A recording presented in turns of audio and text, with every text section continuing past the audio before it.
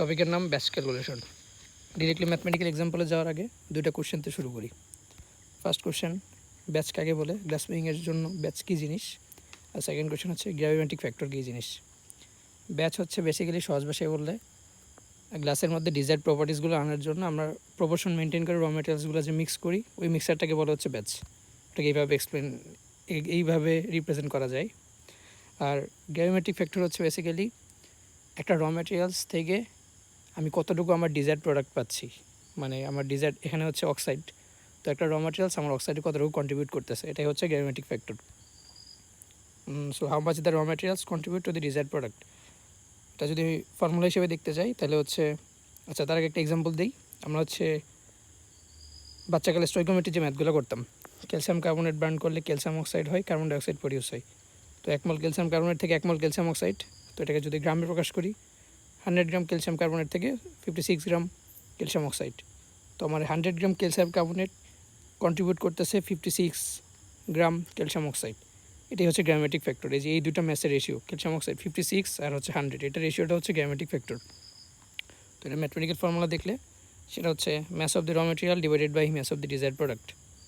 এটাকে অনেক জায়গায় উল্টাভাবেও লিখে, উপরে হচ্ছে ডিজায়ার্ড প্রোডাক্টের ম্যাস থাকে আর নিচে হচ্ছে র মেটেরিয়ালসের ম্যাস থাকে। তো দেখা যায় যে আমি যদি এই ফর্মুলাটা ইউজ করি, যেটা শেলবির বইতে ইউজ করছে, এই ফর্মুলাতে ইউজ করলে জি এর মান গ্রেটার দেন ইকুয়াল টু 1 আসে অবভিয়াসলি, কারণ র মেটেরিয়ালসের চেয়ে ডিজায়ার্ড অক্সাইডের ম্যাস কম হয়, তো ফ্র্যাকশন ইন্টু 1-এর চেয়ে বড়ো হয়। আর আমি যদি উল্টাটা করি তাহলে জি এর মান অবভিয়াসলি সবসময় 1-এর চেয়ে ছোটো হবে। শেষ, এখন ডিরেক্টলি একটা ম্যাথ চলে যাই। এটা হচ্ছে কোশ্চেন, একটা ক্লিয়ার গ্লাসের কেমিক্যাল কম্পোজিশন দেওয়া আছে 75% silicon dioxide, 15% sodium oxide, 9% calcium oxide, 1% aluminium oxide, আর র মেটেরিয়ালস হিসাবে sands, soda ash, limestone, felspar. Batch prepare করা লাগবে। যদি কোনো কিছু না বলা থাকে যে আমার কতটুকু ব্যাচ প্রিপেয়ার করা লাগবে, সেটা আমি বাই ডিফল্ট ধরে নিব হচ্ছে 100 গ্রাম গ্লাস মেকিংয়ের জন্য, যদি কিছু না বলা থাকে। আর যদি বলা থাকে 50 গ্রাম, 70 গ্রাম, 75 গ্রাম, 80 গ্রাম, 1000 কেজি, 100 কেজি, তাহলে হচ্ছে ওটা দিয়েই করবো। তো এখানে যে জিনিসটা ইম্পর্টেন্ট সেটা হচ্ছে ওয়েট পার্সেন্টেজ। আমার এখানে ওয়েট পার্সেন্টেজ দেওয়া, মূল পার্সেন্টেজ না, সবগুলো ওয়েট পার্সেন্টেজ দেওয়া। তো আমার জন্য ম্যাথ অনেক ইজি হয়ে গেছে, একটা স্টেপ কমে গেছে ম্যাথের। আচ্ছা, তো কম্পোজিশনটাকে যদি আমরা লিখে ফেলি তাহলে হচ্ছে এমন আসে। এখানে একটা জিনিস বলে রাখি, এই সোডিয়াম অক্সাইড, সোডিয়ামের চার্জ হচ্ছে +1, ক্যালসিয়াম অক্সাইড, ক্যালসিয়ামের চার্জ হচ্ছে +2, অ্যালুমিনিয়াম অক্সাইড, অ্যালুমিনিয়ামের চার্জ হচ্ছে +3, সিলিকন ডাইঅক্সাইড, সিলিকনের চার্জ হচ্ছে +4। কনভেনশন হচ্ছে এরকম, চার্জকে সবসময় ছোটো থেকে বড় ক্রমে সাজাতে হয়। আমি চাইলেই প্রথমে ক্যালসিয়াম অক্সাইড, এরপর সিলিকন ডাইঅক্সাইড, এরপর সোডিয়াম অক্সাইড, এরপর অ্যালুমিনিয়াম অক্সাইড লিখতে পারতাম না, মানে লেখা উচিত না। কনভেনশন হচ্ছে এটা, ছোটো থেকে বড় ক্রমে চার্জকে সাজাতে হয়।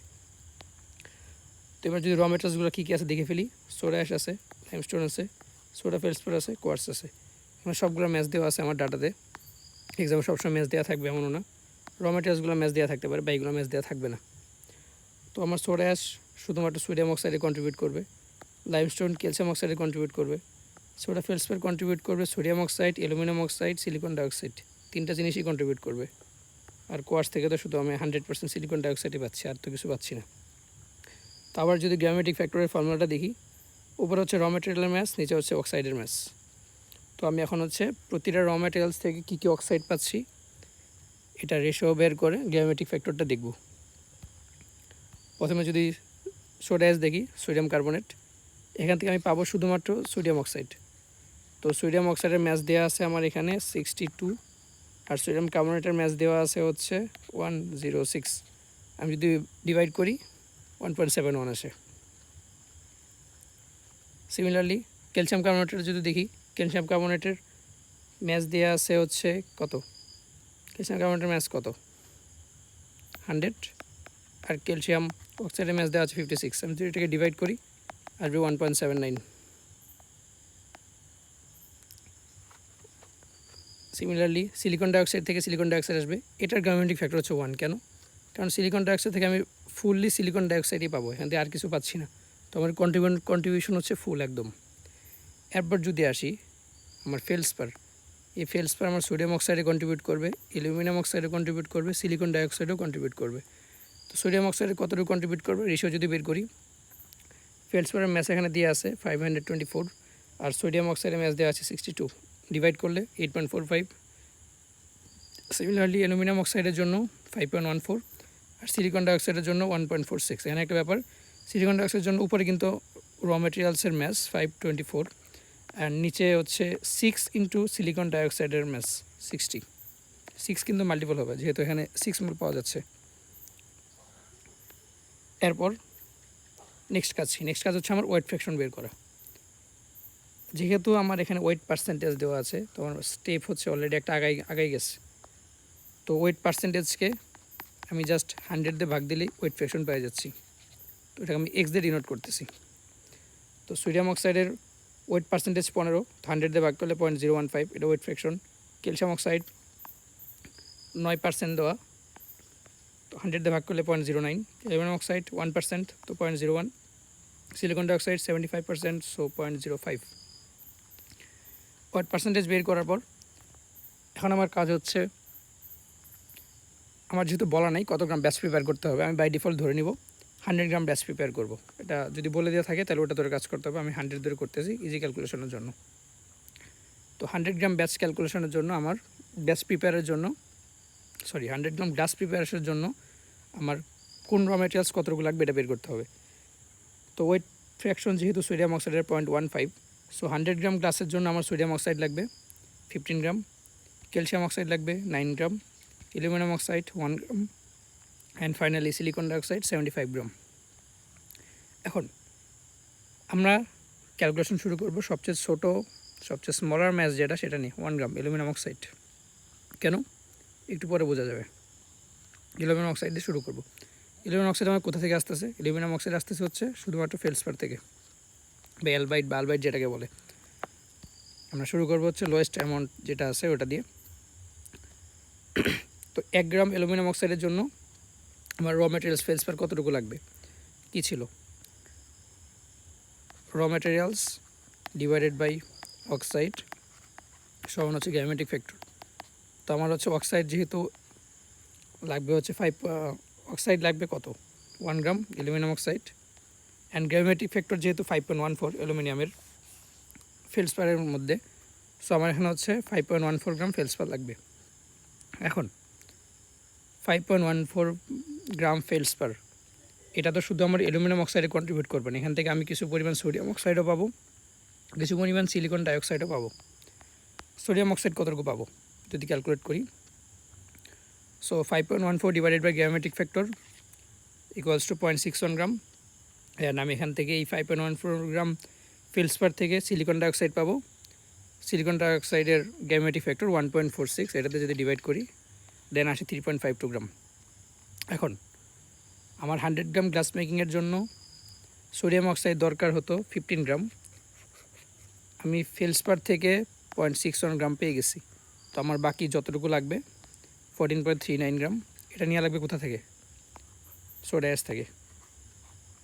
অ্যান্ড সিলিকন ডাইঅক্সাইড আমি অলরেডি 3.52 গ্রাম পেয়ে গেছি ফেলসপার থেকে, তো আমার লাগবে 75 গ্রাম, বাকি অ্যামাউন্টটা পাবো আমি হচ্ছে কোয়ার্টজ থেকে। আচ্ছা, এরপর যদি ফার্দার ক্যালকুলেশন সামনে আগাই, সো আমি এই 71.48 গ্রাম সিলিকন ডাইঅক্সাইড কোথা থেকে পাবো? কোয়ার্টজ থেকে, যেহেতু গ্রাভিমেট্রিক ফ্যাক্টর 1, সো আমি 1 দিয়ে মাল্টিপ্লাই করার পর 71.48 গ্রাম কোয়ার্টজ থেকেই পাচ্ছি। তো আমার ব্যাচের দুটা র ম্যাটেরিয়াল ইউজ করা হয়ে গেছে, ফেলসপার ইউজ করা হয়ে গেছে, কোয়ার্টজ ইউজ করা হয়ে গেছে। এখন হচ্ছে আমার যে সোডিয়াম অক্সাইড যেটা লাগতো 14.39 গ্রাম, 14.39 গ্রাম কোথা থেকে পাবো? সোডা অ্যাশ থেকে, গ্রাভিমেট্রিক ফ্যাক্টর 1.71।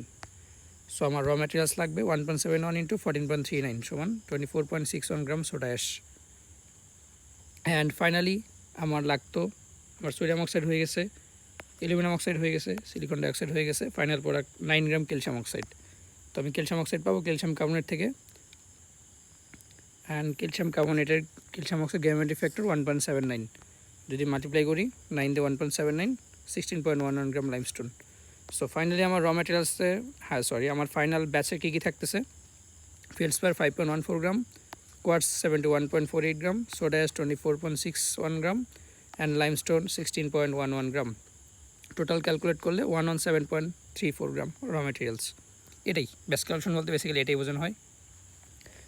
আর ওই যেটা বলা হলো, যদি বাই ডিফল্ট কিছু বলা না থাকে 100 গ্রাম ধরে করবো ইজি ক্যালকুলেশনের জন্য।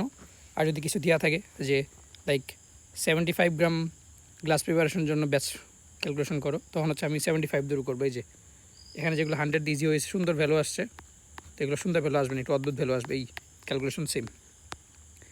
এবার কোশ্চেন, যদি এরকম ওয়েট পার্সেন্টেজ না দেওয়া থাকে, আমার মোল পার্সেন্ট অথবা রেশিও অফ মোল আকারে দেওয়া থাকে, তাহলে সেটাকে কী করবো? চিন্তা করো তো। অ্যান্সার খুবই সহজ। এগুলোকে আমরা হচ্ছে ওয়েট ফ্র্যাকশনে কনভার্ট করে নিব।